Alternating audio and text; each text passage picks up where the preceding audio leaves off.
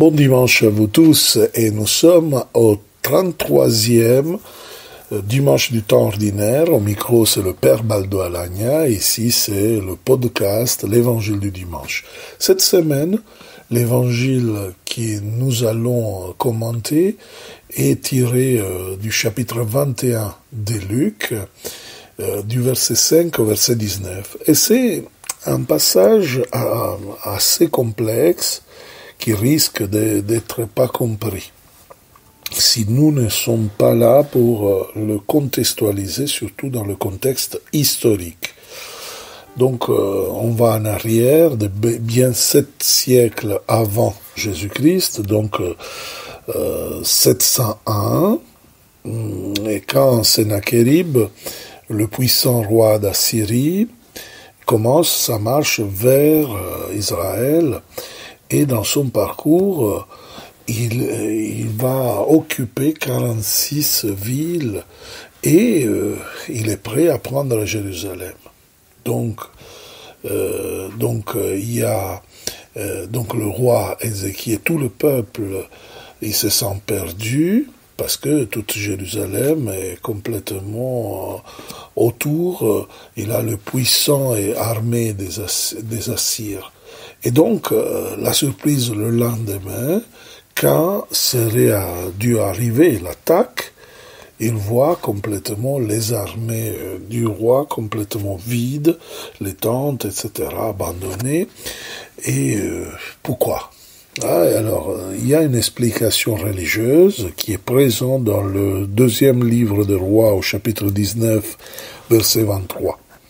C'est-à-dire qu'il nous dit que l'ange du Seigneur, l'ange de Yahvé, sorta et va tuer 185 000 hommes.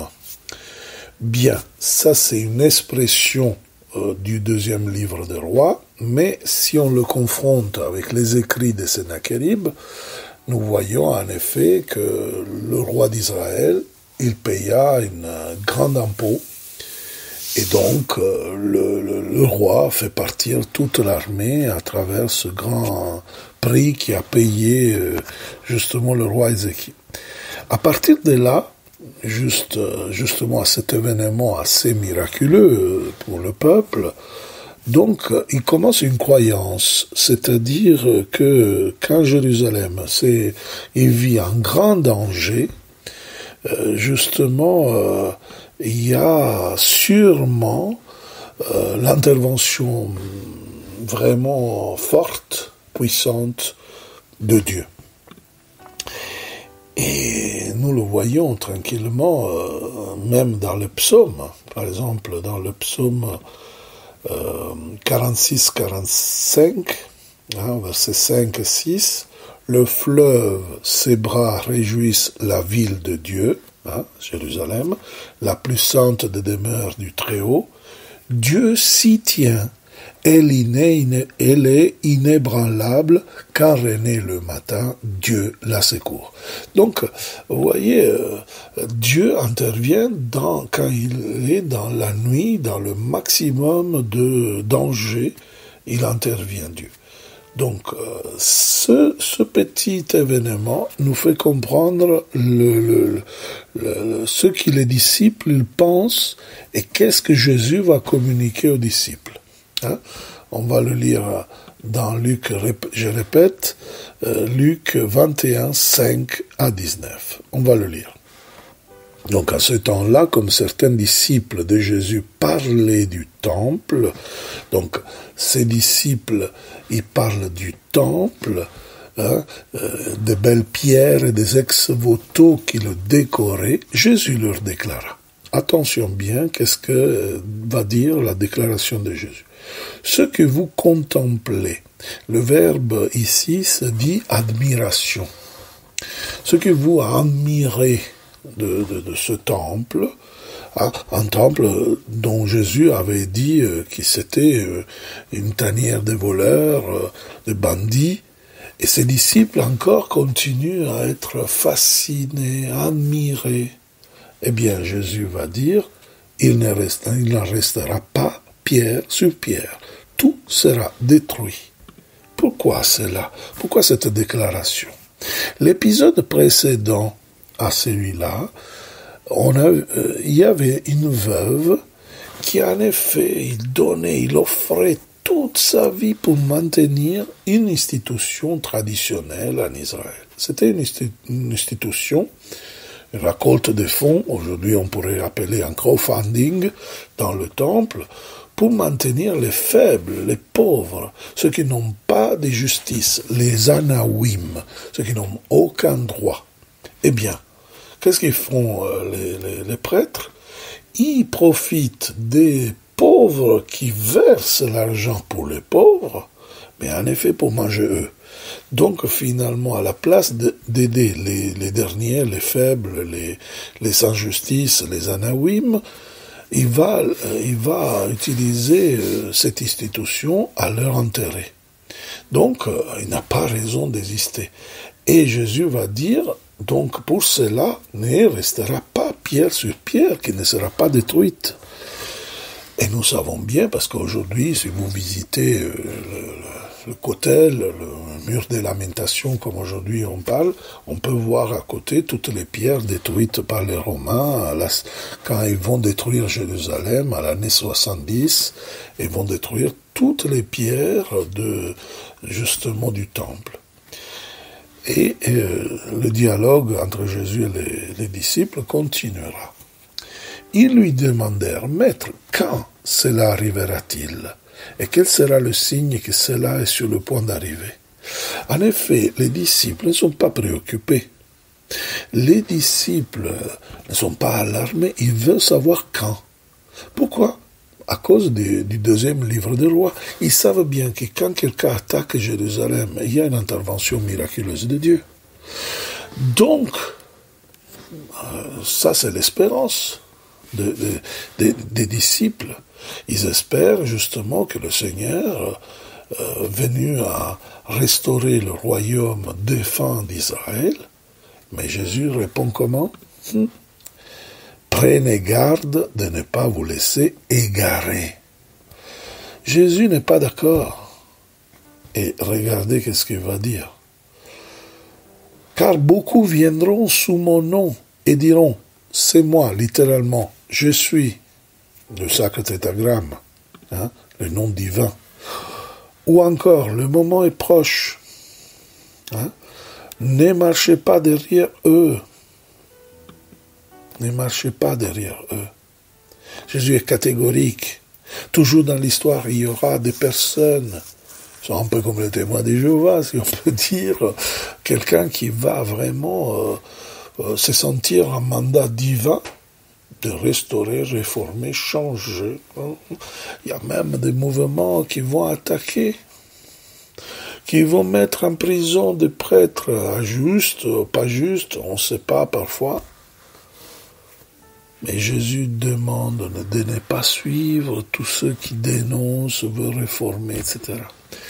Historiquement, nous savons que après Jésus, il se sont présentés beaucoup de messies. On connaît bien historiquement Bar Kokhba, le fils de l'étoile, que certains rabbins d'Israël avaient reconnu comme le Messie envoyé par Dieu, qui va causer complètement de guerre, de révolte contre les Romains, et à un certain moment, les Romains vont détruire complètement Jérusalem.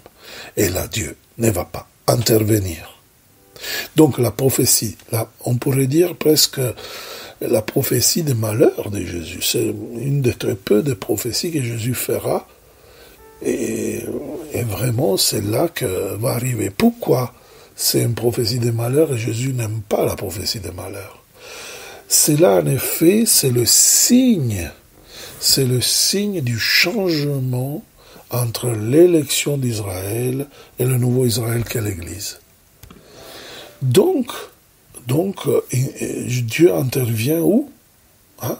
Où les portes de l'enfer ne prévaudront sur elle, c'est sur l'Église. Donc il y a un changement complet selon Luc, de paradigme. Alors, quand vous entendrez parler de guerre et de désordre, littéralement révolution, Hein? En français, on n'a pas ce mot. Désolé, mais le mot utilisé, c'est vraiment ça. Ne soyez pas terrifiés. Il faut que cela arrive d'abord. Mais ce ne sera pas aussitôt la fin. Donc Jésus dit, ne vous excitez pas trop en attendant. Parce qu'ils pensent que soit le moment d'inaugurer le royaume d'Israël dans leur tête. Mais Jésus dit, non, ce ne sera pas comme ça. Et après, Jésus ajouta, on se dressera nation contre nation, royaume contre royaume. Oh, mais regarde, c'est ce qui se passe aujourd'hui. Ouais, mais même au temps de Jésus. Il y aura de grands tremblements de terre et en divers lieux, des famines, des épidémies, des phénomènes effrayants surviendront et des grands signes venus du ciel. Ah oui, j'ai vu ça dans tel pays, dans tel... Ouais, même à la mort de Jésus va arriver ça. Attention bien, Jésus donne des images prophétiques utilisées par les prophètes, et je vous rappelle que les prophètes sont ceux qui ne devinent pas le futur, mais c'est ceux qui interprètent l'histoire. C'est ceux qui préparent au combat le peuple.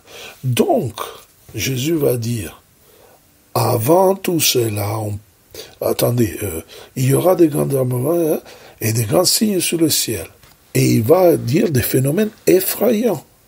C'est-à-dire, il y a quelque chose qui doit effrayer.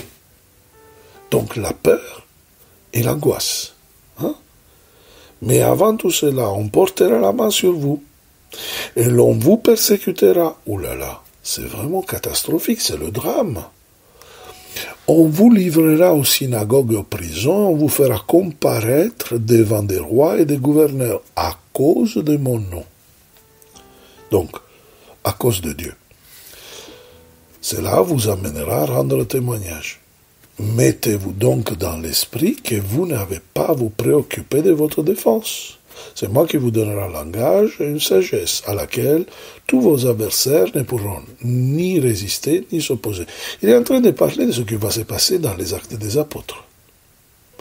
Vous vous rappelez le martyr de Saint Étienne, hein, qui aura justement des paroles vers ses adversaires, et les adversaires ne peuvent pas répondre. Et même Étienne va toucher le temple de Jérusalem. Cette institution importante de Jérusalem, de l'institution religieuse. Et pourquoi cette aversion de Jésus, hein, ou même cette aversion des ennemis de Jésus vers Jésus? Le message universel annoncé par Jésus du royaume de Dieu annonce que le privilège d'Israël est terminé. Il n'est plus la première des nations, il n'est plus le rêve de Dieu, mais le plan de salut de Dieu va passer à travers l'Église dans toute l'humanité.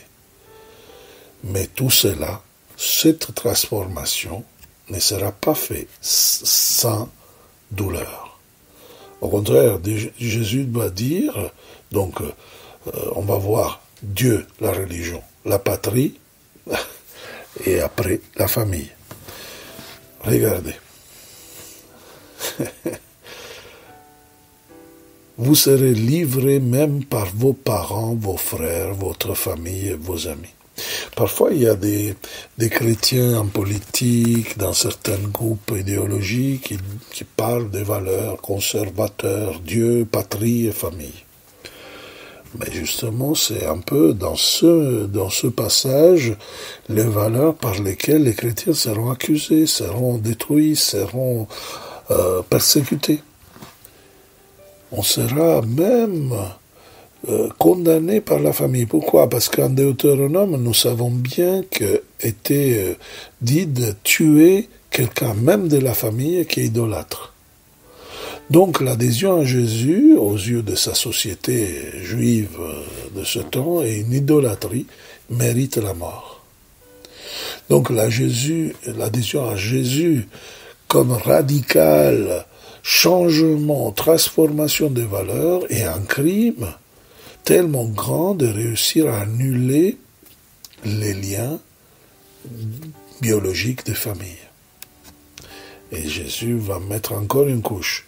Vous serez détestés, voilà la haine typique de ceux qui Israël a reçu, hein, à cause de l'élection. Vous, dans l'Église, vous serez détestés de tous à cause de mon nom. Et attention bien, ça, c'est le prix à payer pour cette transformation. Ce n'est pas une prophétie des temps à venir, dans le sens que Jésus, ce n'est pas une prophétie de quelque chose qu'il faut déchiffrer. Alors Jésus parlait de cette guerre, de cette guerre-là, de ce tremblement de terre. Non, ce sont des images prophétiques qui interprètent l'histoire des disciples.